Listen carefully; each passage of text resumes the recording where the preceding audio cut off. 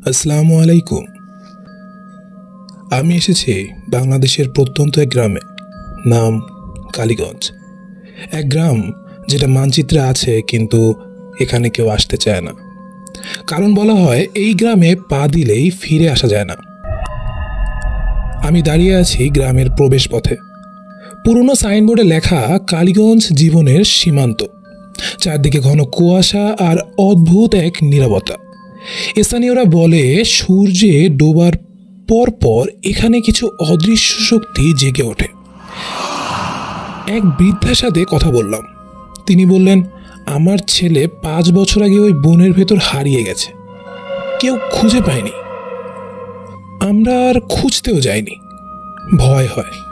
তার চোখে আতঙ্ক স্পষ্ট ছিল। গ্রামের মাঝে দাঁড়িয়ে আছে এক ভাঙা চোরা স্কুল। এখানে 15 বছর আগে ভয়ঙ্কর এক দুর্ঘটনা ঘটেছিল। স্কুল বাস নদীতে পড়ে ডুবে যায়, 18 জন শিশু মারা যায়।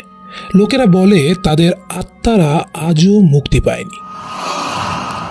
ক্যামেরা নিয়ে এগোতে এগোতে আমি অনুভব করলাম কেউ যেন আমাকে অনুসরণ করছে। বারবার পিছনে তাকালাম, কেউ নেই, কিন্তু অদ্ভুত একটা শীতল বাতাস আমাকে ঘিরে ধরেছে। গ্রামের লোকেরা বলে রাতে বনের ভেতর যেও না, কিন্তু আমি গেলাম। চারিদিকে কুয়াশা আর শুকনো পাতা। হঠাৎ দূরে দেখলাম কালো কোট পরা কয়েকটা মানুষের ছায়া। তারা স্থির দাঁড়িয়ে আমার দিকে তাকিয়ে আছে। হাঁটতে হাঁটতে একটা খোলা জায়গায় পৌঁছালাম। সেখানে মাটিতে অদ্ভুত চিহ্ন আঁকা। মোমবাতি জ্বলছে, একটা লাল কাপড় মোড়ানো কিছু একটা মাটিতে ফেলা। মনে হলো কেউ কালো জাদু করছে। গ্রামের এক গোপন নথিতে পেলাম ভয়ঙ্কর সত্যি। এই গ্রাম একসময় বলি দেয়া হতো শিশুদের। বিশ্বাস করা হতো তাদের আত্মা জমির উর্বরতা বাড়ায়, কিন্তু তাদের আর্তনাদ আজও বাতাসে ভেসে বেড়ায়। গ্রামের একদল মানুষ আসলেই ভয়ঙ্কর। রাতে তারা অদ্ভুত মুখোশ পরে বনের ভেতর ঘোরে। গ্রামের লোকেরা তাদের বলে রক্ত পিপাসু। কেউ জানে না তারা কারা। হঠাৎ আমার কাঁধে ঠান্ডা এক হাতের স্পর্শ অনুভব করলাম। ক্যামেরা ঘোরালাম, কিন্তু কেউ নেই। ক্যামেরার ফুটেজে দেখা গেল আমার পেছনে দাঁড়িয়ে আছে অর্ধেক পুড়ে যাওয়া এক শিশুর ছায়া।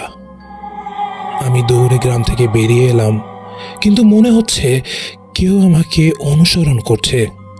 গাড়িতে উঠে দেখি পেছনের সিটে পড়ে আছে একটা ভাঙা স্কুল ব্যাজ, যেটা হারানো বাচ্চাদেরই একজনের হবে। কালীগঞ্জ আজও নীরবে দাঁড়িয়ে আছে। প্রত্যেক রাতেই সেই হারানো শিশুদের কান্না এখনো শোনা যায়। আমি ফিরে এসেছি, কিন্তু এখনো মনে হয় কেউ আমার সঙ্গে ফিরে এসেছে। আপনি কি বিশ্বাস করেন কিছু অভিশাপ কখনো ভাঙে না? যদি আপনাকে কালীগঞ্জে এক রাত কাটাতে হয়, আপনি কি সাহস করবেন? উত্তরটা কমেন্টে লিখে জানাবেন।